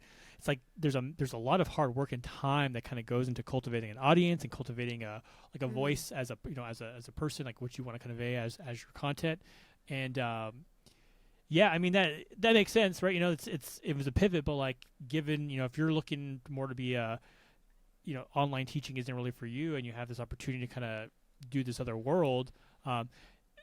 It seems to me as you're someone who like really just gobbles up on things you want to do, like you want to be really out there and experience all these different sort of situations. So I can definitely see now, like, yeah, this probably seems very interesting to you, and like, yeah, you got to the point where if it made sense, like, sure, why not go for it if you're in a position. And you also made a very, I think, important comment where like I think you're referred to keeping your skills sharp, right? You always kind of have it in your back pocket where you're not just like, oh well, I haven't written a program in 20 years. What is, there's things that you kind of do. I dabbled in professional photography for a while. I guess I'm technically still a professional photographer, but I did wedding photography for like 5 years. And I never really, as I was like trying to make the leap in like becoming a full-time photographer, I worked at Best Buy. I worked at Best Buy for 10 years because I wanted to have a steady paycheck and like health insurance and all that kind of important stuff. But there came a point where I had to make the decision, like, well, do I see myself being able to pull the trigger on the photography thing, or do I want to kind of have to go a different path? And like, for me, I went a different way, right? Photography for me now is like it's a passion that I do for fun, and it's like a lot less stressful, and I get to kind of choose my projects, and it's great. But like, had the foundation been somewhere where I felt comfortable, I could have gone for it. Like you probably sounds like you have with creation. Like, yeah, maybe I would have gone that way. But it's like there's like a lot of work that goes into this, right? There's like a lot of work in like making YouTube videos and filming and editing, like, and we'll kind of talk about like I know you just put out a Clue, the magic Clue video for the right, and like that's something. I don't know how long in advance you had to make that, but like there's timelines to that kind of stuff, right? So you have to kind of like make sure it's done and ready with the release of Karloff Manor and the associated Clue kind of game. Yeah, it's easy to flip those. Yeah. Something I think that you touch on that is so interesting, and something that I think of a lot, is that there's this idealization of turning your hobby into your career. And I think that sometimes it's maybe not what you want. You know what I mean? Like there's some hobbies that are, maybe if you try to make it your career, you won't love it. I know for me, like I love the piano. I love music. I play 8 instruments because I can't pick one. I'd be better at one if I just picked one, but now I can't. But I did. I taught piano for years, and I realized that my love of piano was sucked from it becoming my job. And I still played, I still took piano lessons through college and played in college, and I still play piano and I love it. But I know that that's not what I would want to be my career. Yeah. Like that couldn't be my career because I tried it and it sucked the fun out of it for me. And so I think that there's an important aspect of doing content creation that is the business side, and I think you really can't ignore it. And I think that there's the fun parts that people see, but those aren't always the parts that like make you money. Like I know that lots of the like user generated content or a lot of the video production or the work that I do for content isn't necessarily what people are seeing. I'm showing lots of the fun events, but like you don't make a ton of money doing events. And so I think that there's this element of you really do have to think about the business, and if that will make it less fun, then maybe it should just be a hobby. And that's not bad either. There's nothing wrong with having a really awesome, beautiful, creative hobby.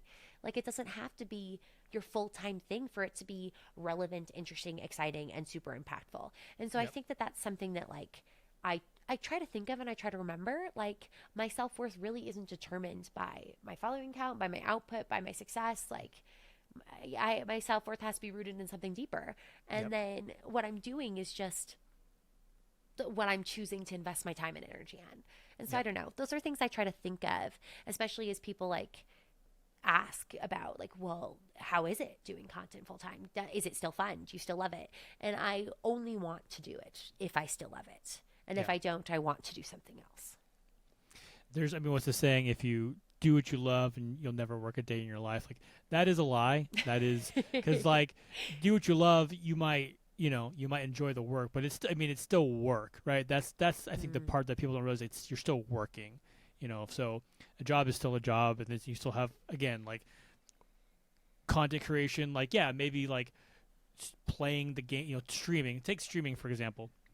Playing video games for 8 hours a day, that sounds kind of cool, but guess what? There's also, you got to worry about, a lot of people that convert their videos for YouTube, and a lot of you got to worry about getting subs and like sponsorships and all the, it's all the back end stuff that people don't realize, like how much time people have to do, but when the camera's off, that really makes the kind of sort of successful.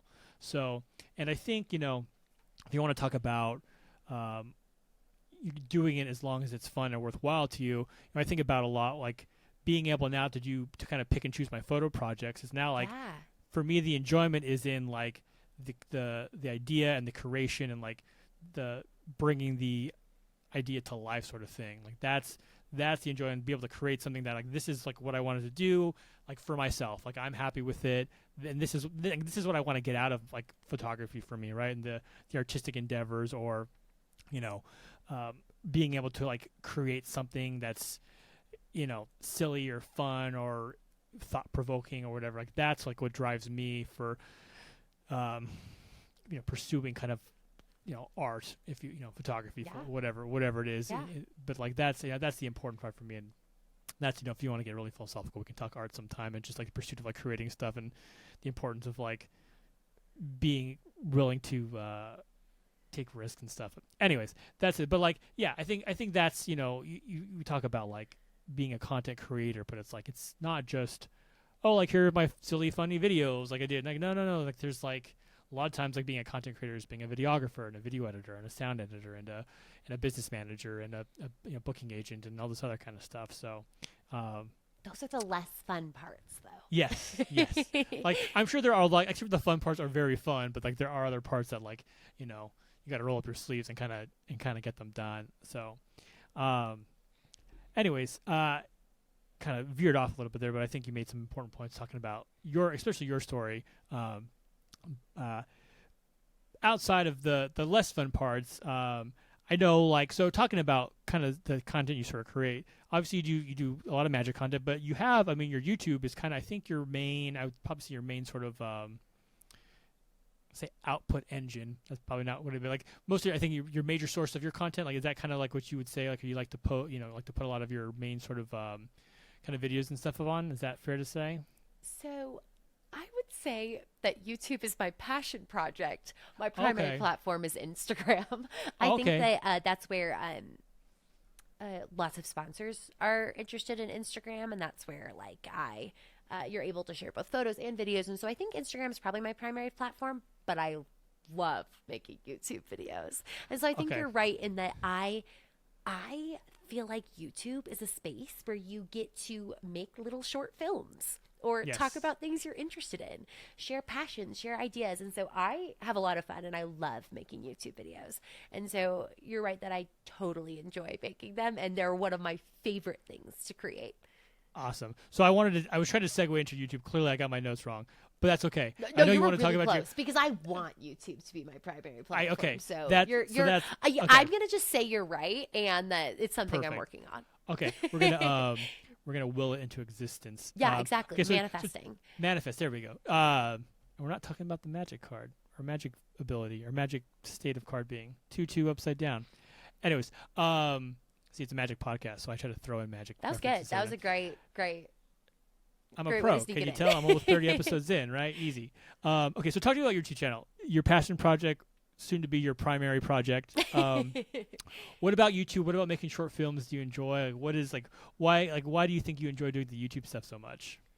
I feel like one of the coolest things about both cosplay, but YouTube, all these different kind of creative outlets, is that you get to do so many fun things.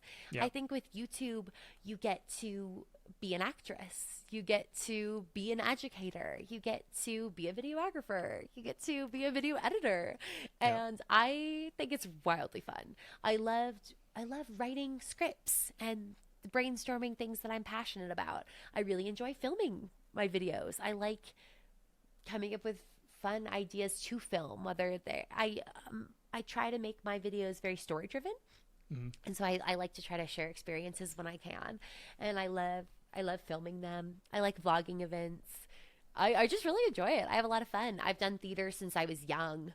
I think I was like in elementary school when I started doing different like theater, community theater. And so how cool is it to get to make your own little tiny 4 to 16 minute film on whatever I'm interested in. And so I think that magic is a big interest of mine. And so it features quite heavily. But I would say if I had to categorize my YouTube channel, it's really a nerdy lifestyle channel. And so I explore a lot of nerdy interests and I try to share them in really relatable ways. Yeah. So, for example, we both talked about our mutual love of Doctor Who. When the new Doctor Who magic sets came out, I loved getting to be a guest at magic conventions as Doctor Who characters. It was like the coolest thing. I made so many Doctor Who cosplays to leverage these different sponsored videos and, appearances and stuff as Doctor Who characters because, of course, Doctor Who. And it was also this really interesting time for me because I turned 30 this year. And I was able to guest at a magic convention back where I went to college in Portland. So in the span of a single year, I traveled back to my college town twice, essentially to do things that college me would have thought was crazy cool. And so I think that while yes, it is basically a magic video, it was also like a kind of a testament to talk about how nostalgia is akin to time traveling. And I'm playing this deck with time traveling as a mechanic, but I feel like I'm time traveling myself. And here I am exploring these college interests through this new lens. And it was really cool. And I love being able to share that. Yeah. Talking about telling the story, especially like, story rooted in kind of your own experiences. I was actually watching your Clue. I think I mentioned your Clue video earlier, and you're talking about how like you used to bring Clue with you, and you had your old your family version, and there was just so many different options, and you had your Star Wars Clue and all that kind of good stuff, and like you definitely have a very strong storyteller aspect to your videos, which it's a very welcoming kind of thing. Like I sat down and watched it, and I was kind of like, oh, like it wasn't like I was watching a video. It was like as if you were sitting across from me telling me the story, not in person sort of thing. So it's they're very good. Like I said, it was a very entertaining video. I was like, oh, this is really nice. Like this is kind of a it was fun. It was like upbeat. It's always nice. I think sometimes it's very easy for like a lot of content to be very like rage baity or kind of like negative in a lot of ways. I'm just not good at being negative. I couldn't do it. I could see. I think it's a wonderful thing. Like it's refreshing to see such a positive kind of like output from someone all the time. So people ask me, they're like, "Are you really this peppy in real life?" And I'm like, "I hate to break it to you, but yes, like I am."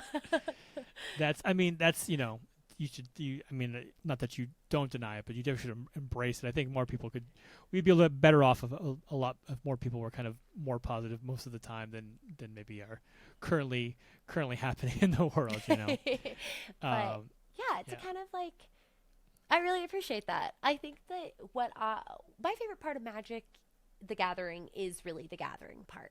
And so I think even though I'm making, say, a magic video. Yeah, because the video was really on the Ravnica Clue edition and this magic set. I think that there's like such a human element to gaming and magic and these activities. And that's what I try to showcase in what I make. Yeah. Is kind of that human side. And, sometimes I here I am saying I'm generally a really positive person, and I really am. But I also think that there's like, I think it's important to be vulnerable and to like authentically not just showcase good or like positive things. And I it's like kind of counterintuitive because I am generally just always really positive. Yeah. But I think that then it's even more important to make sure that if there's moments I am scared or I'm worried about something, that I'm honest about that, and I'm not just putting on a face, if that makes sense. Yeah. So like, for example, I think one of the coolest things I've ever done with Magic is getting to play in the pre-release for the Lost Caverns of Ixalan. Getting to play with Loading Ready Run and getting flown out to Canada and film with them. Yeah. It was probably the coolest experience ever. But I was also so incredibly nervous. You've mentioned streaming a lot, and I am not a streamer. I do pretty much exclusively pre-recorded content. I film in the middle of the night because I'm such a night owl, or I film a lot of takes, or I script something and I have a teleprompter so I know that my words can be articulate and clear and I can clearly communicate something. And so the idea of being on a stream in front of so many people playing Magic, I was nervous and I was scared. And so in that video, I tried to not only highlight how it was one of the best experiences of my life and I had so much fun and it was wonderful and I was so happy, but with that happiness, I was also scared. Yeah. And I was a little intimidated. And I think that type of like authentic sharing can maybe help people feel not as alone. If maybe they want to go to a pre-release and they're scared, like, I think it can be intimidating to go to a new game store, try to play something new. And so I really hope that my videos can help people feel not alone in those experiences. Yeah, I think one of the keys, in my opinion, to being a successful creator is being your authentic self, right? Because if you are playing a character or putting on a mask, like, you have to kind of keep keeping up appearances. Like, it's when you are authentic, I think that's when really people can connect with you, because then you're going to have those shared kind of experiences and you're going to be a lot more relatable. Like, yeah, I can imagine, like, I do this kind of small show, but I've played Commander on some people's streams, and like, it can be scary. Yeah, I'm terrified. And like, it's like, it's as someone who, and I sit in this world where I'm like, I don't know, I don't really call myself a creator, but like, I do a show, I talk to people, I like to do photography, but like, I'm sitting on this stream and I'm just like, my little head, green screen in the corner, I'm just like, well, don't say anything dumb, or gotta I relate so hard. hopefully if I say this joke, like, people actually think it's funny or something, it's not just dead silence. But yeah, it can be definitely, I can imagine it being nerve-wracking. So I think, like, being able to kind of convey, like, the positive, but also be like, yeah, but like, this is cool, but like, a little terrifying, right? Because Loading Ready Run, like, they're kind of like titans in the Magic kind of world, right? They've been doing the pre-release for forever, so like, but they're big also time. the nicest people, and I think that's like something that's wonderful about the Magic community is I genuinely think it's one of the most friendly and welcoming communities I've ever engaged with. And I think that something that's really fun about doing kind of nerdy lifestyle and cosplay content is that I kind of do a lot of different things in lots of different fandoms. I love guesting at anime conventions. I love guesting at sci-fi conventions. I love collectible conventions, and I guess at all of them, and I do different things, and I have never been a part of a fandom that is just so kind and so welcoming. I remember I walked into Command Fest Bellevue, which was, again, my very first time playing with people, and I was like, okay, what do I do? And immediately Talia Vest came up to me and was like, are you Anna Margaret? And I was like, are you Talia? And like, so friendly, so nice. And I felt like by leaving that event, I felt like I had made friends. I knew people I was welcomed in. And kind of what you alluded to before, like, you can really make friends through Magic. And I think that is fantastic. And it really is a testament to the strength of this community. And that's actually when I first started interacting with Birds of Paradise. And I think that groups like Birds of Paradise are just further indicative of the support that people have for making people feel included and making these spaces inclusive. And while I know not every space is inclusive right now, I think that there's such a push and such a drive to make it so that it is inclusive, so that people do feel welcome and they can come, participate, and have a seat at the table. And so I love that about the Magic community. Yeah. you beat me to my segue. So I was gonna say, speaking of I'm stealing nice people, the segue. yeah, just gosh, got just like one step ahead of me. That's doesn't surprise me, to be perfectly honest. No. But so yeah, I mean, so you brought up the birds of paradise. I've had a few birds on the show, a decent amount actually, before. So I just wanted you to kind of touch on like what do you maybe like what's your goal as the birds of paradise, like what kind of their mission statement, like what do you feel like their goal kind of is as like this kind of this group, and like how do you in your own, I guess in your own words. I think that the Birds of Paradise is a collection of people who create content and exist in this magic space and really want to make this space, both inline and in person, as welcoming and approachable for everybody as possible, specifically for people who traditionally haven't felt as included, of traditionally marginalized backgrounds, sexual identities, and gender and race. And so I think that it's such an important statement to have somebody who might have some amount of influence. I grapple and I struggle with the word influencer, but I do think that with making things online and growing a community, you have a bit of influence. And I think that it's so powerful to have a group of people with some influence say, we want this space to be welcoming for people who maybe haven't felt welcomed before, and band together to try to make this happen at in-person events like convention spaces, as well as in online spaces like streams and different social media platforms. And so I think that's what Birds of Paradise seeks to do. It seeks to kind of create these safe and welcoming spaces and then maintain them and be those people that can welcome people in. Yeah, I think groups like the Birds of Paradise are very important, especially in like traditional communities that may unfortunately have unnecessary gatekeeping. That you have people who, like to your point, have some sort of quote unquote influence, as it were. But when you have those people in those sort of positions in the community, if they're using those to directly promote stuff like inclusivity, openness, allowing people to feel comfortable, like it's not always the case, but like people should feel comfortable to come and sit down and play the game with anyone in this community, right? That's the goal. And I think these are the sort of groups, and those are sort of, because it's a group in the sense of like it's a collection of friends of kind of together from all different sort of backgrounds, but like that goal, I think it's really what elevates the Magic from more than just a game, right? That's when you kind of really hit that community aspect. And I do think like having those people in those positions that of well-knownness, having presence on different kind of spaces, when you are kind of like, you can see those community leaders acting in that particular way. I really do think it has a trickle-down effect that people see and are allows maybe people who kind of felt nervous about going to a convention or a local gaming store have a little more comfort in knowing like those kind of people are out there. I think back to when I was in college, and I so often was the only girl in the room. And there was a time where I had a professor tell me that I needed a Y chromosome to do well in his physics lab. Like, and I'm not that old. And like, I had these experiences where, even like in a robotics event, I might be one, or there might be one other girl. Like I think that there's situations still where it can feel othering if you don't see people like you. And I think that Magic has gotten better and better with having a welcoming amount of diversity that makes people feel like they're not alone in a situation.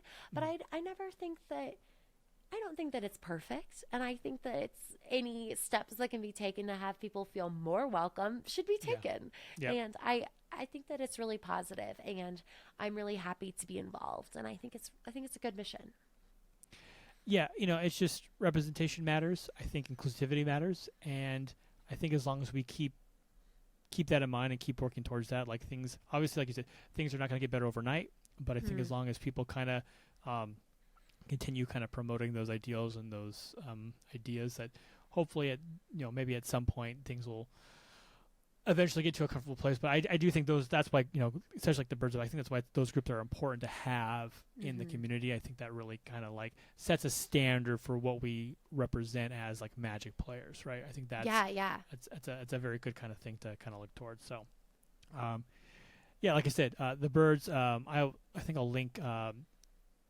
I'll throw a link to the website. Just people who are interested. And I know Bobby Christine's been on the show. Bobby is awesome. Yeah. Bobby and Katie are kind of the founders of Birds of Paradise, and I think they do a great job of. Yeah. Definitely. One last kind of big thing I wanted to kind of ask you about. Sorry, I've taken up so much of your time. I feel bad, but it's just so many different. You are a Magic ambassador. Which I've also had a few ambassadors on the program. So the ambassador program on the whole has gone through some ups and downs, I would say. So I don't necessarily want to kind of get into the nuts and bolts of the system. But what I'm really curious about as an ambassador, what do you hope people just kind of take away from you, like as an ambassador of Magic? Like, what do you hope, like when you are representing the game and doing your ambassador con, like what do you hope people kind of take away from that? Like what you're trying to I guess promote in terms of like playing the game or being involved in the community? So I actually started doing content full time, more or less, before I even started playing Magic. And so I think that so much of my community online was never exposed to Magic until I just was like, and I'm going to cosplay every Magic character, and I'm going to make all this Magic content. And so I've had many people message me or come and meet me at events and tell me that they started playing Magic because I started obsessively posting about it. And how cool is that? And so I think that there is such awesome opportunities to share things you're passionate about online. And I feel so blessed and so lucky that I can babble about my interests online in a way that is either entertaining, informative, or fun for people. And so I feel so lucky to get to be a part of the ambassador program to basically more officially let me evangelize my love of Magic to the internet and people in person at events. I recently was a guest at a local comic book convention, Rocky Mountain Con here in Colorado, and I brought a bunch of Jumpstart packs, and you better believe I played lots of Jumpstart games. I passed them out to people. I talked about Magic, and fun fact, Rocky Mountain Con is now going to be hosting a Magic tournament next year. Oh, wow. At their event in November, and they've asked if I'll be involved in doing a Learn to Play area, and that is my hope for the ambassador program. I really want to help people try it if they want to. I think that it can be intimidating to jump into something that has such a big history, has so many cards, has so many rules. I know you mentioned that it was like at one point, people who were maybe nervous to try a board game. Picture yes, a board game has like a rule set though that you can just open in one booklet and learn the rules. Like Magic, oh my gosh, every other card it feels like has a different keyword, which I love, but also it was confusing at first. I remember the first, I don't even know, 15 games, I had to have that little steps of your turn next to me. As well as, I couldn't use my phone for my life counter because what if I have to Google, all these keywords that don't have reminder text? And so I think that, a lot of my content is geared towards people, yes, who like Magic, but also people who don't like Magic yet. Or maybe they might never play Magic, but they could relate to the feelings and experiences I've had playing Magic. And so I think that as a Magic ambassador, I hope that I can share my passion for the gathering that Magic brings, my passion for the strategy and the excitement and the fun and the competitive spirit and the story and the cosplay. I hope that I can share why I love it with people. And if they feel inspired and they want to, they could try it. And they can maybe take what I bring and get excited. Yeah. And so I know that many creators who make Magic content have phenomenal strategy guides, and that is their focus, is to really elevate people's playing. I think my focus is much more on the community side, or new players, or trying the art. And so I think that that's kind of how I approached being a Magic ambassador last year, and that's how I plan to continue approaching it this year. And I hope that if people have questions, that they can see that and feel more willing and less afraid to ask me. Gotcha. Yeah, I'm of the belief that the most important part of Magic is the gathering, Mm-hmm. and we get there by people in our community being fun and open and positive, and I'm glad to see, especially talking with you tonight has just reinforced, like, I'm thrilled that you are an ambassador for this game, and I hope that continues as long as you want to, and that Wizards will let you, because I think that's the exact sort of attitude that we need people representing the game should have. So, again, like I said, I think you're a fantastic representation of this community, and I'm glad to see being an ambassador for this game is definitely wonderful. So, so Anna, this has been fantastic. You have been wonderful. I don't want to take up too much more of your time, so I kind of want to wrap things up a little bit. So, what I do, I know you filled out when you came on. I have my guests pick a few organizations or charities they like that I like to make a donation to, just as a kind of thing to do for my desk. I could decide, so I'm going to do both Magic Kids and Cat for Kids. Oh, yeah, I couldn't decide. So I listed, Yeah, I told you I'm bad at decisions. I listed both. I feel strongly about both. Awesome. So the Show and Tell Show will be making a donation to both of those organizations, just as a small kind of token of, thanking you for kind of coming on and being able to support you. Can also, I give a short pitch of both of them? I was actually like going to ask. both... Yeah. Okay. Please. I know Magic Kids. I've seen them around at shows. Please. The floor is yours. Let's. So both of the two organizations I wanted to highlight are incredibly nerdy and incredibly wonderful nonprofits. And so Magic Kids, if you are an enfranchised Magic player, you've probably seen at some events. They're an organization that's dedicated to not only teaching Magic, but also bringing Magic to people who might not have access otherwise. Magic Kids is able to collect old Magic cards from people, and Magic cards that they would be either getting rid of or just sitting on a shelf, and they give them to schools along with educational resources and lesson plans for how to teach Magic and teach literacy and math skills through learning Magic. And any school around the country can apply to get a kit from Magic Kids, and Magic Kids has worked with over 2,000 schools, thousands of learners, and it's absolutely phenomenal the impact that they've been able to have. I've had the opportunity to volunteer with Magic Kids now for 2 different conventions, and I'm blown away by the dedication of all the people involved to teach people Magic and use Magic as a learning resource. At conventions, Magic Kids booths are there for anyone who wants to learn Magic. I've had the opportunity to teach convention staff. I remember at MagicCon Las Vegas, I was going through the checkout line getting lunch with my friend, and we were chatting with the lady at the cash register, and she was like, I just want to know what all these people are doing. What are people doing here? And I was like, come upstairs. We'll teach you Magic. And she did. After her shift got off, she went upstairs. She went up to the Magic Kids booth, and she learned to play Magic and took pictures and was able to walk away with a huge stack of donated cards to play with her grandkids. That's Moments awesome. like that are so touching, and I think it's just an absolutely phenomenal organization. If you have a bunch of bulk cards that you want to get rid of, consider donating them to Magic Kids. There are some places where you can do drop-offs, like Mox Boarding House has done collections to send off, or you can mail them yourself. Going to the Magic Kids website, you can look at where to send them. And so it's a fantastic organization to get involved with that's directly with Magic. Yeah. The next organization I mentioned is Cat for Kids, and Cat for Kids is another one of those absolutely nerdy, absolutely wonderful nonprofits. I've had the opportunity to work with Cat for Kids at quite a few different events. They're primarily local here in Colorado and the kind of western side of the country, but they are definitely hoping to expand and continue working in other areas. What they do is they are a group that will go as superheroes to make kids who are in a tough spot stays, in addition to collecting funds and fundraising by running different cosplay contests, running different conventions, and working in different comic conventions to collect money to send to families to help pay for medical treatments. Oh, wow. And it is absolutely amazing. They've been able to give grants and touch so many lives for kids who are really struggling, and being able to alleviate that burden from families who might not be able to handle that financial strain themselves is absolutely phenomenal.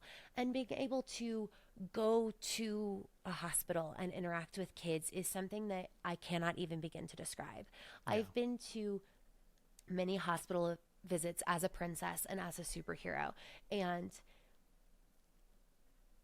I don't think that I can describe how special it is to see somebody who's going through an impossibly difficult situation may have their day be a little brighter by meeting their favorite character.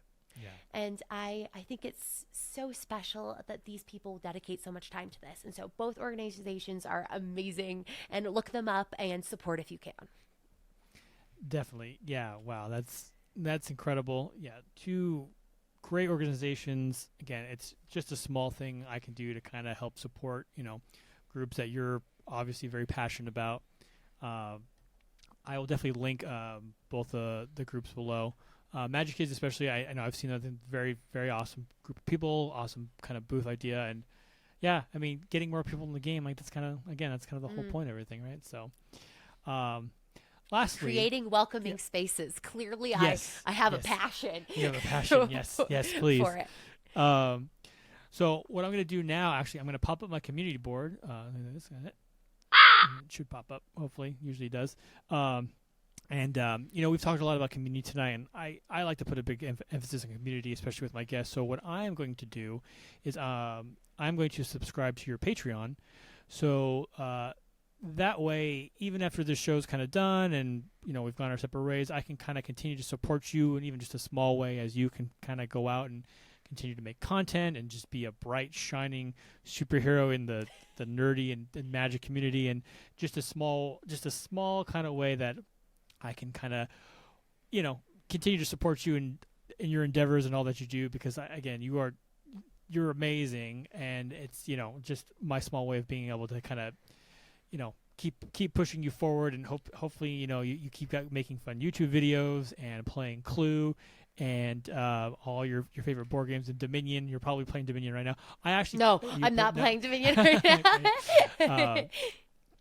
So I really appreciate that. That was sorry. I was trying to get my, you have like dogs, and I don't know if you have dogs, but if you have things trying to slink in, and you're like, go away. That was, I got crazy eyes. I was like, this is a pro dog podcast. If they want to come on, they're more than welcome. Okay. Well, I us. shouldn't have just shoot everybody away. No, that's funny. It's what kind of dog? What kind of dogs? I have a Labradoodle that failed out of service dog training, and then a Husky mix that we adopted from the shelter. Okay, very cool. I have 2 West Highland Terriers, so they're a big Westie family. Yeah, that's so cute. Yeah. Love them to death, those spoiled dogs. We should have known it was a dog-friendly podcast at the beginning of the podcast. We could have I know. them all in. Yeah, I should start announcing it. If you have dogs or cats or animals, like whatever, they are more than welcome to jump in. It probably helped my views. People love dogs, right? That's the. Anyways, I super appreciate your time, and thank you so much for being willing to chat with me about all my random magic-related interests. Yes, thank you so much for sitting down. Everyone, if you're listening, I'm going to link all of Anna's stuff below. Check out her YouTube. Find her on Twitter, Instagram. Are you on TikTok? I can't remember off the top of my head. Yeah. Find her on TikTok. And yeah, please subscribe to her YouTube, like her stuff. That's probably the best way you can help support creators, if not financially, just getting their content out there. And if you liked this show, feel free to subscribe as well. I'm trying to be more proactive in that. You can like it. I think liking it's good too. I don't really care about the bell. There's a bell, maybe. I don't know how YouTube works. I just put things up on it, and I go, okay, this was fun. But no, if you enjoy seeing your different creators, feel free to subscribe. And like I said, look for Anna Margaret at their next convention, and probably wearing 3 different magic costumes, I would guess, as she goes along in the day. I just assume every day you have something else going on. So, yeah, thanks for watching, and thank you so much, and we'll catch you next time.